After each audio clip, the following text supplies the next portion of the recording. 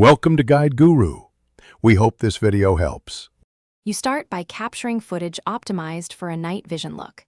Use manual exposure and raise ISO to 803,200. This gives usable noise texture. Set shutter around 1/30 to 1/60 second and open the aperture as wide as the lens allows. Record slightly underexposed to preserve highlights because you will lift midtones later. Once you have a clip, import into your editor and create a new sequence with the original frame rate. Then apply a basic color correction layer right away. Once the clip is in your timeline, boost shadows and midtones to reveal detail, but don't clip highlights. Then push the color balance toward green by targeting midtones and shifting hue into the 110–140 degrees range. Increase green saturation and pull down reds. Add contrast and a gentle S-curve to emphasize texture.